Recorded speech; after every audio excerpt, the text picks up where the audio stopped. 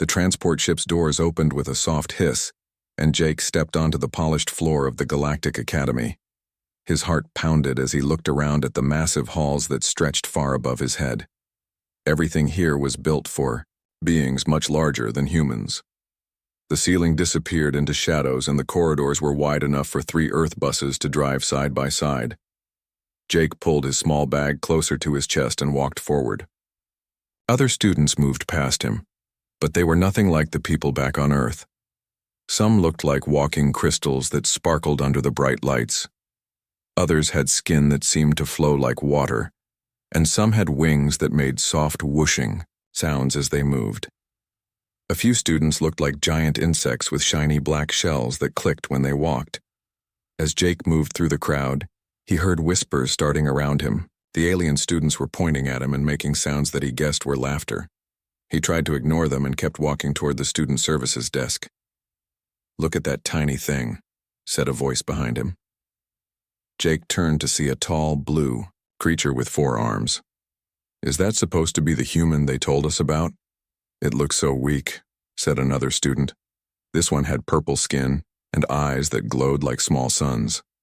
How did it even survive the trip here? Jake reached the service desk where a robot waited to help him. The machine scanned a card that Jake handed over, and a screen showed his room assignment. Room 247 in Block 7. Jake thanked the robot and started walking toward the living areas.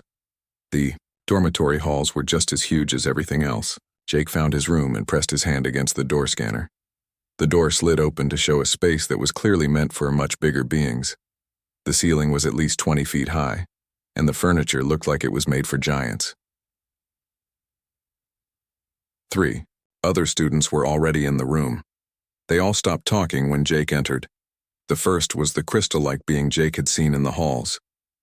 Up close, Jake could see that its body was made of clear rock that had veins of light running through it. The second student looked like a large fish that could somehow breathe air. Its skin was see-through and Jake could see strange organs moving inside its body. The third roommate was definitely an insect of some kind, with a hard black shell and eyes that looked like small mirrors. "So this is our 4th roommate," said the crystal being. Its voice sounded like wind chimes. "I am Keller. I come from the crystal worlds near the galactic core." The fish-like student made a bubbling sound. "I am Wade. My home is in the deep ocean worlds of the Aqua system." He paused and looked Jake up and down. "You are very small and very soft-looking." The insect clicked its mandibles together. "I am Buzz. I am from the hive worlds." He moved, closer to Jake, and Jake could hear his shell making small cracking sounds. "Your species has no natural weapons, no claws, no armor, no poison. How do you defend yourselves?" Jake set his bag down on the bed that seemed way too big for him. "We use tools and work together," he said simply. All 3 of his roommates made sounds that Jake was pretty sure meant they were laughing at him. Keller's light veins pulsed brighter. "Tools," he said. "How primitive. My people can cut through metal with our natural crystal formations." Wade's organs seemed to glow inside his transparent body. "My species can breathe in any liquid and see in complete darkness. We need no tools." Buzz's shell clicked rapidly. "My people are born with weapons and armor. We are already perfect." Jake just nodded and started unpacking his few belongings. He had brought pictures of his family, some books, and clothes that looked tiny compared to the massive furniture. His roommates watched him with what seemed like amusement. "Tell us, human," Keller said, sitting on his crystal bed that rang like a bell when he moved. "What makes your species special? What abilities do you have that earned you a place at this academy?" Jake thought about how to answer. Back on Earth, humans were proud of many things. They were good at solving problems. They could adapt to almost any environment, and they never gave up when things got hard. But looking at his roommates with their natural weapons and special abilities, those things seemed very ordinary. "We're good at learning," Jake said finally, "and we don't give up easily." The 3 aliens exchanged looks that Jake was sure meant they thought he was pathetic. Wade's bubbling laugh filled the room. "Learning. How nice for you. The next few days were not easy for Jake. In classes, he struggled to keep up with subjects that seemed natural to the other students. Math problems that dealt with gravity from different worlds were simple for students who had grown up in those conditions. Science lessons about breathing different gases were easy for species that could already do that. Professor Turn, who looked like a very large owl with golden feathers, often looked disappointed when Jake gave wrong answers. Perhaps, the professor said one day after Jake failed another quiz, the human would benefit from classes designed for less advanced species. In the dining hall, things were even worse. The food was served in sections based on what different species could eat. Jake had to go to a special area marked for carbon-based oxygen breathers with standard digestive systems. The line was very short because most species at the academy had more advanced ways of getting nutrition. While Jake waited for his food, he could hear students at other tables talking about him. A group of students with wings were making jokes about his inability to fly. Some students with multiple arms were laughing about how slowly he moved compared to them. A table full of students who looked like walking rocks were discussing how easily he would break if they accidentally bumped into him. Jake ate his meal alone at a small table near the back of the hall. The food was bland and reminded him of military rations back on Earth. He missed his mother's cooking and wondered if coming to the academy had been a mistake. After dinner, Jake returned to his room to find his 3 roommates entertaining visitors. Several other students had gathered to look at the human like he was some kind of zoo animal. They spoke in their own languages, but Jake could tell from their tones and gestures that they were making fun of him. "Show them how the human walks," Wade said, his organs glowing with excitement. "It only uses 2 legs and moves so slowly." Jake walked past them to his bed, trying to ignore the sounds of alien laughter. He pulled out one of his books and tried to read, but it was hard to concentrate with all the noise. "What is that thing it's holding?" asked one of the visitors. "I think it's how humans store information," Buzz clicked. "They can't download data directly into their brains like civilized species." Jake closed his book and looked up at the group. "It's called reading," he said calmly. "We enjoy stories and learning from them." This caused another wave of laughter. One of the winged students flapped excitedly. "Stories! How quaint! My people receive all knowledge through direct neural interface." Jake nodded politely and went back to his book. But inside, something was beginning to change. The constant mockery was awakening something in him that had been quiet since he left Earth. It was a feeling his ancestors had known well. A cold anger that came from being underestimated by those who thought they were superior. As the alien students continued their party, Jake read his book and waited. He had learned patience from his grandfather, who had taught him to hunt and survive in Earth's wilderness. His grandfather had always said that the best hunters were the ones who could wait for the right moment. Jake was very good at waiting. 3 weeks had passed since Jake arrived at the Galactic Academy, and things had not gotten better. Every day brought new humiliations as his classmates found new ways to remind him how weak and useless his species was. In combat training class, the instructor made Jake sit on the sidelines because humans were considered too fragile to participate safely. In advanced physics, his lab partners did all the work while Jake watched, claiming he would only slow them down. The worst part was how the other students had started treating him like entertainment. They would gather around him in the halls and ask him to do simple human things like smile or laugh, then point and make their own species versions of laughter at how strange he looked. Some of the flying students would hover just above his head and drop small objects, seeing how long it took his slow reflexes to notice. Jake endured it all with quiet patience, just as his grandfather had taught him. But inside, that cold feeling was growing stronger every day. It whispered to him during the long nights when his roommates brought friends over to stare at the strange human. It reminded him of things his grandfather had told him about their family history, about ancestors who had survived when bigger and stronger creatures had not.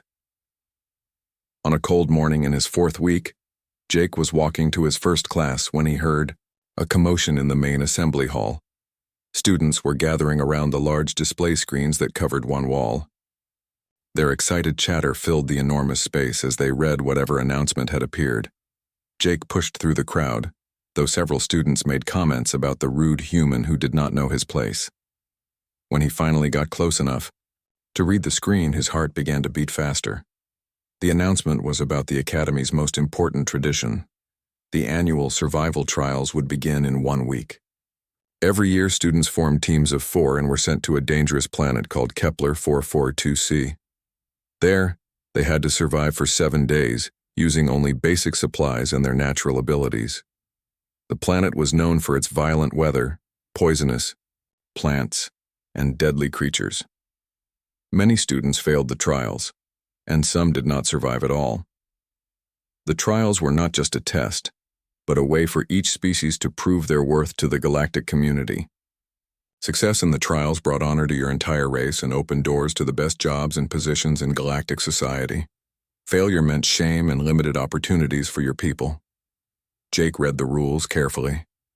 Teams had to have exactly 4 members, and each member had to be from a different species. They would be given basic survival gear and dropped onto the planet with no communication to the outside world, except for emergency beacons that would bring rescue, but also meant immediate failure. As Jake finished reading, he felt someone tap him on the shoulder.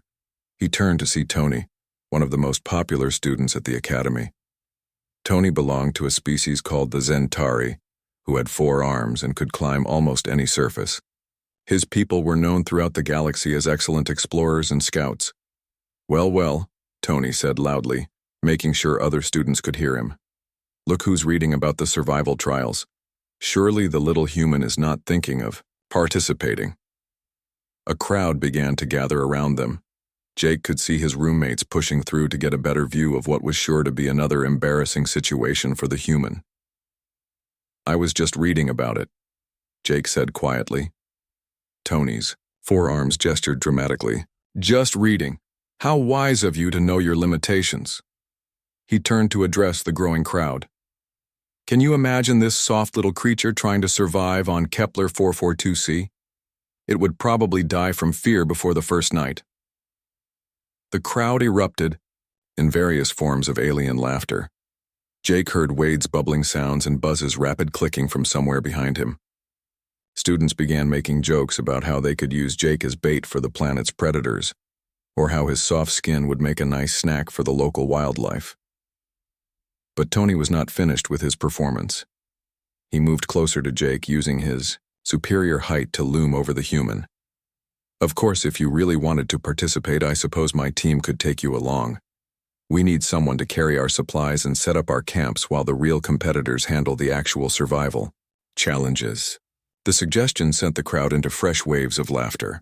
Several students began making bets about how long Jake would last before crying for rescue.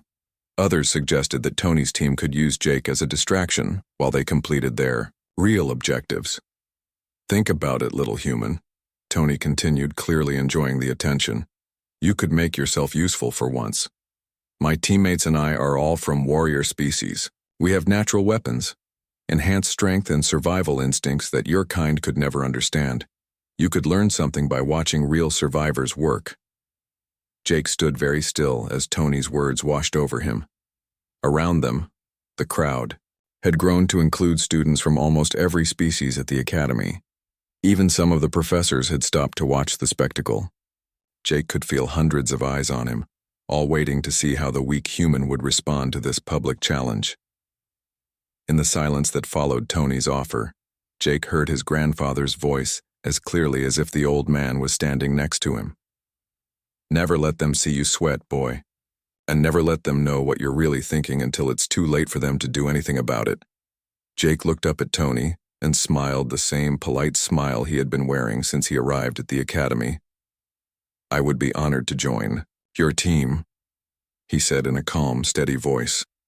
The crowd fell silent for a moment, as if they could not believe the human had actually accepted. Then Tony threw back his head and laughed, a sound like grinding metal that echoed through the assembly. Oh, excellent, Tony shouted. This will be the most entertaining trials in Academy history. Try not to die too quickly, Jake. We want the amusement to last at least a few days. As the crowd began to disperse, students continued making jokes and predictions about the upcoming trials. Jake heard someone start a betting pool about which day he would activate his emergency beacon. Another group was discussing whether he would survive long enough to see the planet's famous acid storms. Jake's roommates approached him as the hall began to empty. Keller's crystal body was pulsing with bright lights, which Jake had learned meant excitement. "You cannot be serious about this," Keller said. "Kepler 442c is death for trained warriors. You will not last one day."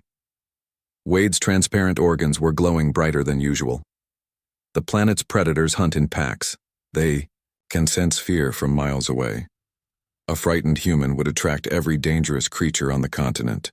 Buzz's shell was clicking rapidly, which Jake knew meant the insect was agitated. "My cousin participated in the trials 3 years ago. He was a decorated warrior with natural armor and built-in weapons. He barely survived, and he still has nightmares about what he saw on that planet." Jake listened to their warnings with the same patient expression he always wore. "Thank you for your concern," he said politely. "I appreciate the advice." His roommates exchanged looks that clearly said they thought he had lost his mind. As they walked back toward their dormitory, Jake could hear them discussing whether they should report his decision to the academy counselors as a sign of mental breakdown. But Jake was not having a breakdown. For the first time since arriving at the academy, he felt completely calm. As he walked through the halls listening to the continued jokes and whispers about the foolish human who thought he could survive the trials, Jake found himself thinking about his grandfather's stories. The old man had served in Earth's military during the resource wars, back when humans still had to fight each other for survival. He had taught Jake to hunt, to track, to read signs, in the wilderness that most people never noticed. More importantly, he had taught Jake about patience and the element of surprise. "Your ancestors survived ice ages and predators that make your worst nightmares look friendly," his grandfather had said. "They did not survive because they were the biggest or the strongest.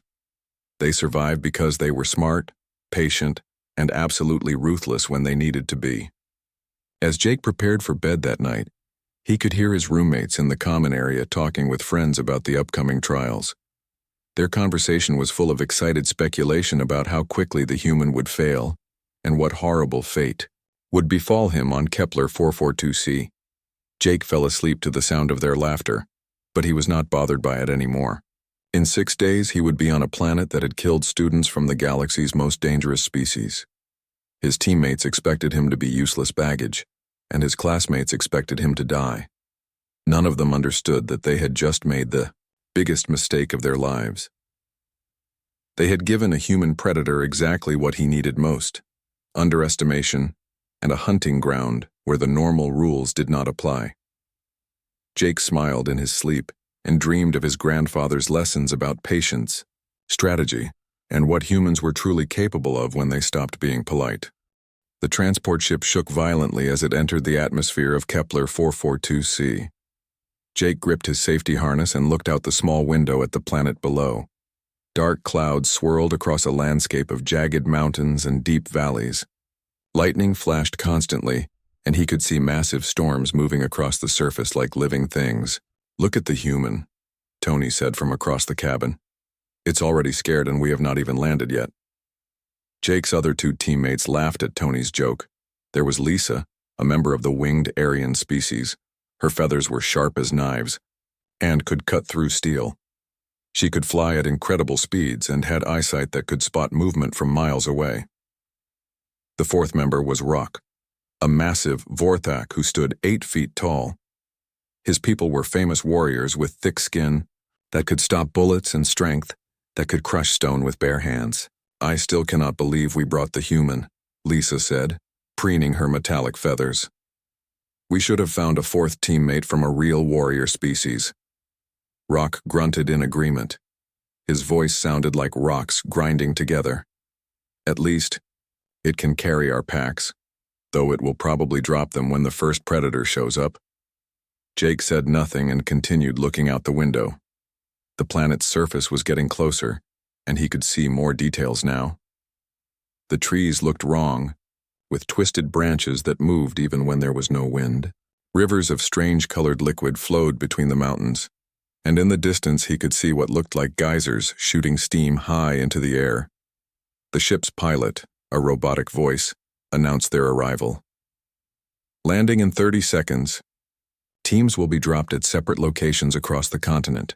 Remember, you have 7 days to reach the extraction point. Emergency beacons are in your survival packs, but using them means immediate failure. Good luck. Jake felt his stomach drop as the ship descended rapidly. Through the window, he could see their landing zone approaching fast. It was a small clearing surrounded by the twisted forest, with rocky hills rising on all sides. The ground looked rough and covered with strange plants that seemed to glow with their own light.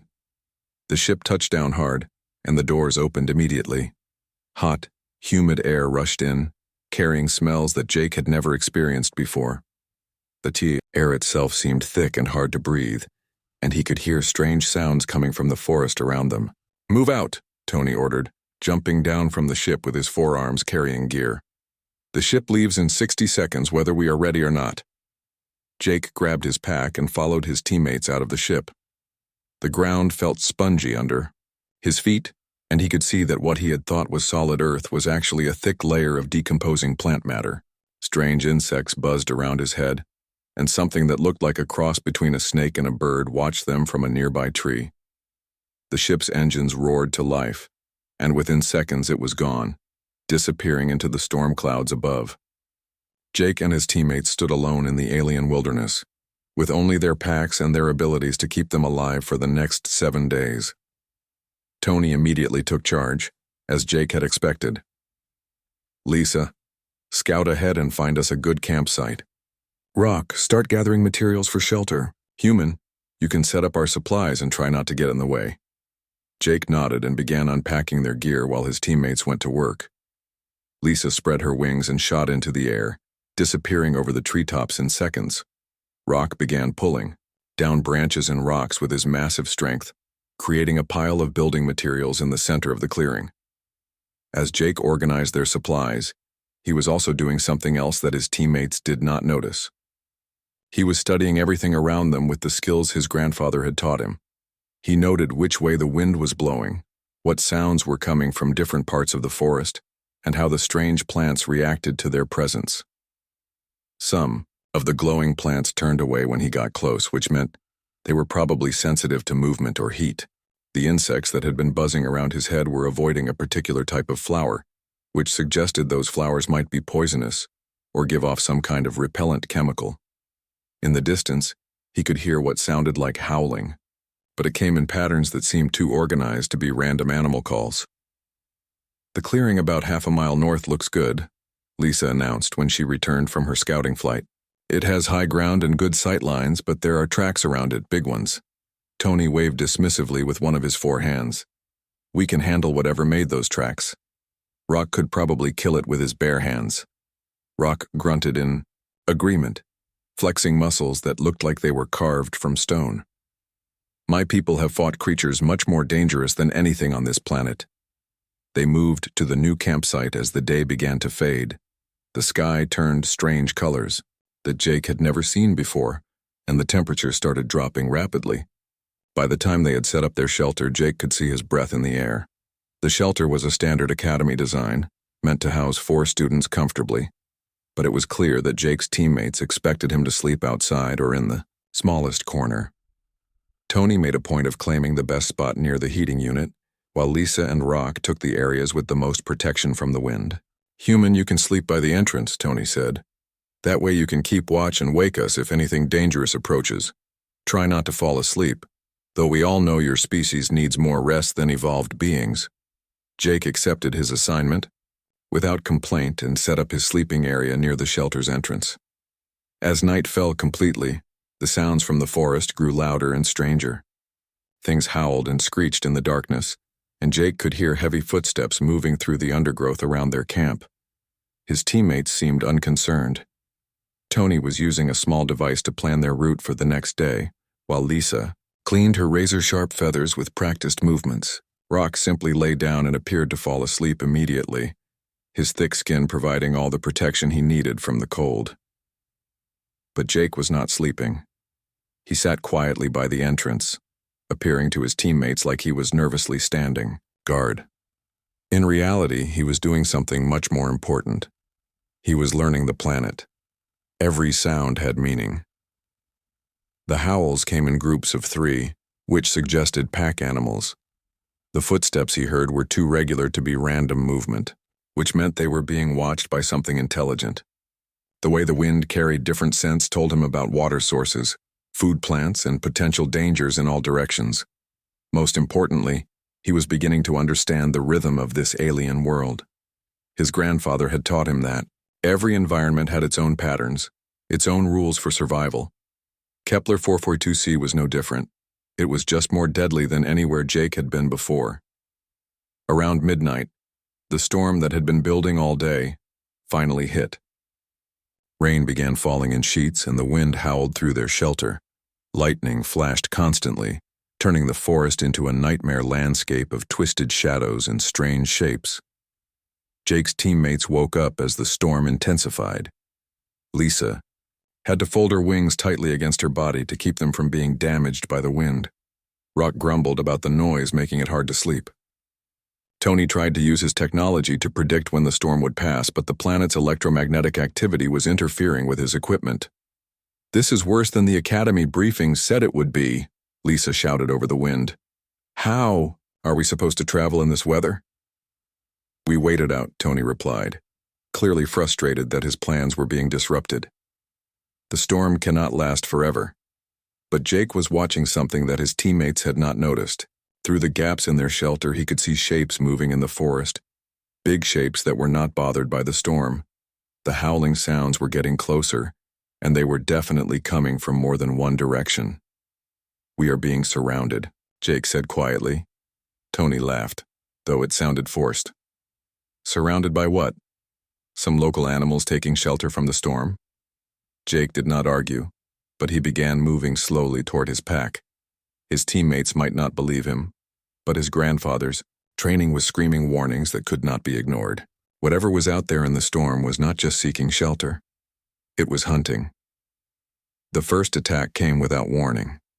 Something huge crashed into the side of their shelter, tearing through the reinforced material like it was paper. Jake got a glimpse of claws the size of kitchen knives and eyes that glowed red in the lightning flashes. Lisa screamed and took flight, but the wind immediately slammed her back down. Rock roared and charged toward the hole in their shelter, but something else hit him from the side and sent him flying into the darkness.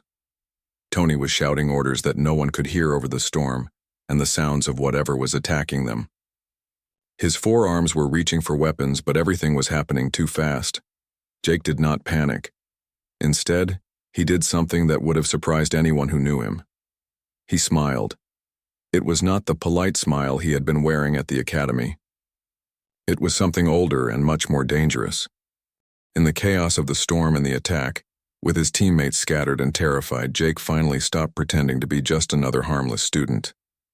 For the first time since coming to the academy, he let his teammates see what a human really was when all the civilization was stripped away, and what they saw in the flashing lightning, as Jake moved toward the sounds of their attackers, was something that would change everything they thought they knew about the quiet species from Earth. The creature that burst through their shelter was unlike anything in the Academy's databases. It stood 7 feet tall on 6 powerful legs, with black fur that seemed to absorb the lightning flashes around it. Its head was long and narrow like a wolf's, but filled with rows of teeth that dripped with some kind of poison. Most terrifying of all were its eyes, which glowed bright yellow and tracked movement with the intelligence of something that had been hunting successfully for millions of years. Jake's teammates were in complete panic. Lisa tried to fly again, but the storm winds were too strong, and she crashed into a tree with a sickening crack. Rock was somewhere in the darkness, roaring in pain and fury, as he fought with at least 2 more of the creatures. Tony was backed against what remained of their shelter, all 4 of his arms shaking as he tried to activate some kind of emergency beacon. "The beacon is not working," Tony screamed over the storm. "The planet's interference is blocking the signal." The creature, closest to Jake, turned its head toward him, yellow eyes focusing with predatory interest. It took a step forward, then another, moving with the careful patience of something that knew its prey had nowhere to run. Jake could smell its breath, which reminded him of rotting meat and sulfur. but instead of running or cowering like his teammates expected, Jake did something that stopped the creature in its tracks. He looked directly into its glowing eyes and smiled. Not the polite academy smile he had worn for weeks, but something his grandfather had taught him during their hunting trips in Earth's deep forests. It was the smile of something that was not afraid because it was not prey. The creature hesitated, its primitive brain recognizing something it had never encountered before. In all its years of hunting on this deadly planet, nothing had ever looked at it the way this small, soft creature was looking at it now. There was no fear in those eyes, no panic, no desperation. There was only cold calculation, and something that might have been anticipation. Jake moved slowly to his left, never breaking eye contact with the creature. His hand found a jagged piece of metal from their destroyed shelter, about the length of his forearm, and sharp enough to cut. The creature watched him pick up the makeshift weapon, its head tilting slightly as if confused by this strange behavior. "You want to hunt?" Jake said quietly, his voice barely audible over the storm. "Let's hunt." What happened next would haunt his teammates' dreams for years to come. Jake did not try to fight the creature the way a civilized academy student would fight. He did not use techniques from combat classes or try to outrun something that was clearly faster than him. Instead, he fought like what he really was, a member of the only species on Earth that had survived every extinction event, every climate change, and every predator that had ever tried to eliminate them. Jake used the storm itself as a weapon. When lightning flashed, he moved. When thunder crashed, he struck. He used the creature's own size and strength against it, guiding its attacks into trees and rocks with movements so fluid they seemed almost like dancing. The creature lunged at him with claws extended, and Jake was not there anymore. He had rolled under its attack and come up behind it, his makeshift knife finding the soft spot behind its front leg. The creature roared in pain and spun around, but Jake was already moving again. For several minutes, the deadly dance continued. The creature was faster and stronger, but Jake was smarter and more patient. Every time it attacked, he was somewhere else. Every time it tried to use its advantages, he turned them into weaknesses. His teammates watched in shock as the small human they had mocked and dismissed systematically dismantled one of the planet's apex predators. Tony stopped trying to activate his beacon and just stared. Lisa, despite her injuries, could not look away from the impossible sight. The end came suddenly. The creature, frustrated and wounded, made a final, desperate charge. Jake waited until the last possible second, then stepped aside and used the creature's own momentum to drive his metal blade deep into its neck. The beast crashed to the ground and did not get up again. In the sudden silence that followed, broken only by the storm, Jake stood over the dead creature and calmly pulled his weapon free. When he turned to face his teammates, they saw something in his eyes that made them understand they had been catastrophically wrong about humans. "Rock," Jake called into the darkness. "Where are you?" A weak groan came from behind a fallen tree. Jake moved toward the sound, stepping over the body of another creature that Rock had apparently managed to kill before being overwhelmed.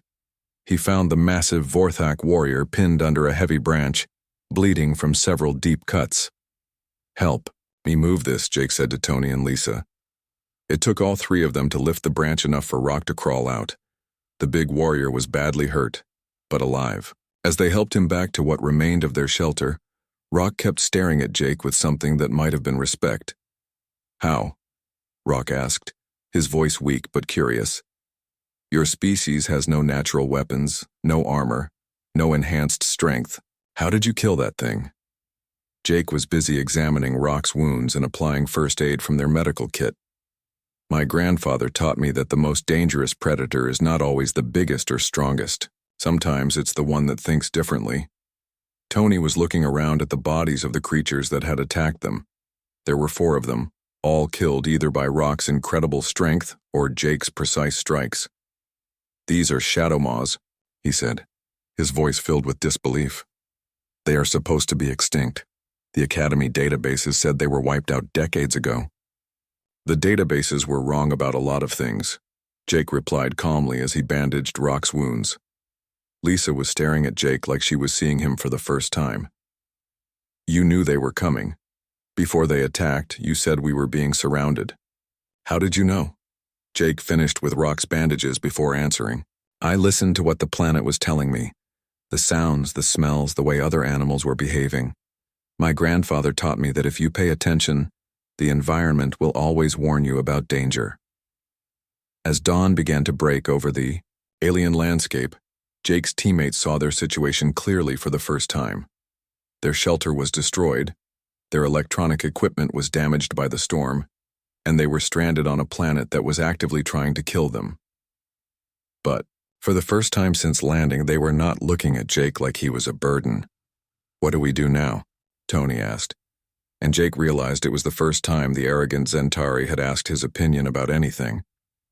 Jake looked around at the destruction from the night's battle, then up at the strange sky where two different colored suns were rising. We adapt, he said simply. We learn what this planet wants from us and we give it something else instead.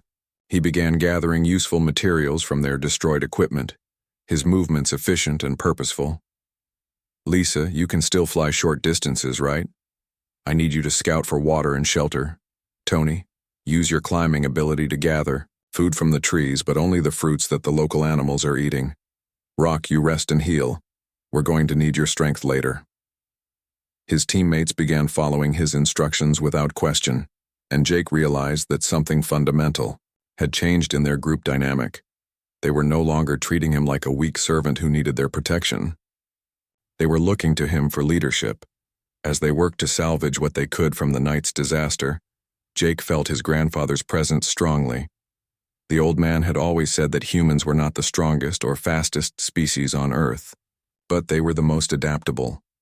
They could learn from any environment, survive in any condition, and outlast any predator if they were smart enough and patient enough. The Shadow Maws had been the first test, but Jake knew they would not be the last. Kepler 442c had many more dangers waiting for them, and his teammates were beginning to understand that their survival might depend on the small human they had spent weeks mocking. But more than that, they were beginning to realize that they had never really understood what humans were capable of when they stopped being polite and started being what evolution had made them, the most successful predators in the galaxy. The final day of the survival trials was supposed to be the easiest.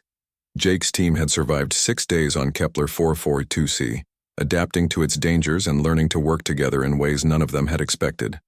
Under Jake's quiet leadership, they had found clean water, edible plants, and safe shelter.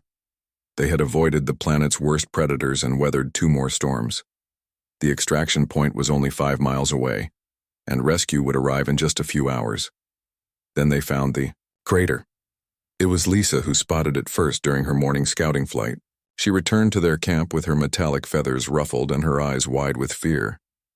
There is something you need to see, she said, landing hard next to their fire. Something that should not exist. Jake looked up from the map he had been studying. Over the past week, his teammates had learned to pay attention when he got that particular expression on his face. It was the look he wore when he sensed danger that others could not see.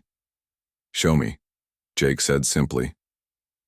They followed Lisa through the twisted forest until they reached the edge of a massive crater that had not been on any of their maps. The hole in the ground was perfectly round and at least 100 feet across. But it was not the crater itself that made Jake's blood run cold. It was what was sitting in the center of it. The creature was enormous, easily 30 feet tall, with black armor that seemed to absorb light itself. It had 6 legs like the Shadow Maws they had fought earlier, but each leg was the size of a tree trunk. Its head was long and filled with rows of teeth that glowed with their own sickly light. Most terrifying of all were its eyes, which burned like red stars and held an intelligence that was both ancient and malevolent. That is impossible, Tony whispered, all 4 of his arms shaking. Those things are extinct. The Void Stalkers were destroyed centuries ago by the combined fleets of 7 different species. Jake studied the creature carefully, noting how it moved and how it held itself. How many people did it take to kill one of these things, he asked quietly. Rock, who had recovered most of his strength over the past few days, answered in a voice filled with dread. The historical records say it took entire battle fleets, hundreds of ships and thousands of warriors. They were the most dangerous predators the galaxy had ever seen. The Void Stalker's head turned toward them with mechanical precision, and Jake realized it had been aware of their presence from the moment they arrived. When it spoke, its voice was like grinding metal and echoed strangely in the crater. "Young prey things," the creature said, and Jake could hear amusement in its horrible voice. "It has been so long since I tasted fear. The Academy sends me such interesting meals every year." Lisa made a sound of pure terror. "Every year? It has been hunting students?" The Void Stalker's laugh was like the sound of breaking glass. "Hunting? No, little flying thing. Hunting implies effort. You Academy children are barely appetizers. Though I admit this year's group has lasted longer than most." Jake felt something cold settle in his stomach as he realized what the creature meant. The survival trials were not just a test for students. They were a feeding schedule for something that should have been dead for centuries. "The emergency beacons," Tony said, understanding flooding his voice. "They never worked, did they? The Academy knows this thing is here." "Of course they know," the Void Stalker replied, rising to its full height. "Where do you think failed students disappear to?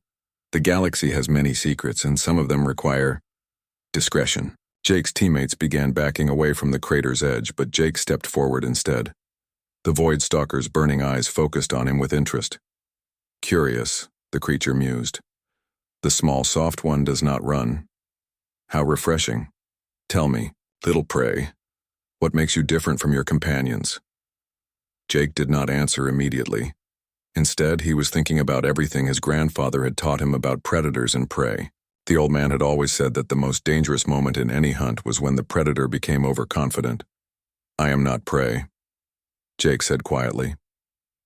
The Void Stalker's laugh shook the ground around the crater. "Not prey? You are a tiny, soft thing, with no natural weapons, no armor, no enhanced abilities. What could you possibly be if not prey?" Jake smiled, and his teammates recognized the expression that had appeared before he killed the Shadow Maws. It was the smile of something that was not afraid, because it had already decided how this was going to end. "I am what happens when prey stops running and starts thinking," Jake replied. What followed was not a fight in any traditional sense. The Void Stalker was too large and too powerful for any direct confrontation.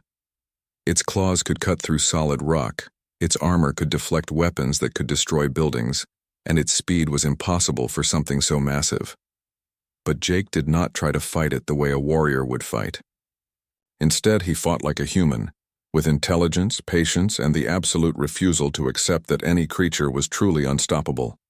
He used the crater itself as a weapon, guiding the creature's attacks to weaken the walls around them. He used its own size against it, staying close enough that its massive claws could not reach him effectively.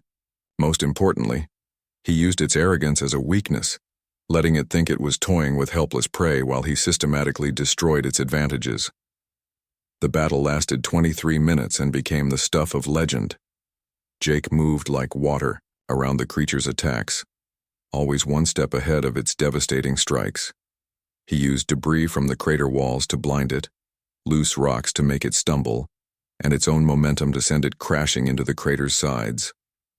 But the end came, when Jake did something that no warrior in galactic history had ever attempted. Instead of trying to kill the Void Stalker, he trapped it. Using the creature's own attacks, he brought down enough of the crater walls to bury the monster under tons of rock and earth. When the dust settled, Jake stood alone on top of the rubble pile, breathing hard but alive. His teammates stared at him from the crater's edge with expressions of absolute awe and terror. "How?" Lisa whispered. "How did you do that?" Jake climbed out of the crater and dusted off his clothes. "My grandfather taught me that the most dangerous predators are not the ones that rely on strength or speed. They are the ones that never stop adapting." The rescue ships arrived exactly on schedule, but the Academy officials who met them were shocked to find all 4 team members alive. In the decades since the trials had been established, no team had ever survived an encounter with the Void Stalker. News of Jake's victory spread through the galactic community like wildfire. Overnight, Humanity's status changed from primitive newcomers to potential apex species requiring immediate diplomatic consideration. Every major government wanted to establish formal relations with Earth, and every military organization wanted to understand how humans fought. But perhaps the most significant change happened at the Academy itself. Students who had spent weeks mocking the weak human now gave him respectful space in the hallways. His roommates competed for the privilege of helping him with his studies. Even the professors began treating him with the deference usually reserved for dangerous predators. During the victory ceremony, Academy Director Voss, a distinguished member of the scholarly tall gray species, made a public statement that would be remembered for generations. Today we learned that intelligence and adaptability can be more dangerous than any natural weapon. The human species has earned not just our respect, but our careful attention. Jake accepted the Academy's highest honor with the same polite smile he had worn since his arrival, but now everyone understood what lurked behind that diplomatic expression. They had learned that the quiet ones were not necessarily harmless. Sometimes they were just being patient. As Jake returned to his studies, his teammates often heard him, talking quietly to himself in the evenings. If they listened carefully, they could hear him saying the same words over and over. "Thank you, grandfather. Thank you for teaching me that the most successful predators are the ones nobody sees coming." The galaxy had gained a new apex species, and they had done it not through conquest or technology, but by proving that sometimes the most dangerous hunters are the ones who smile politely while they plan your downfall.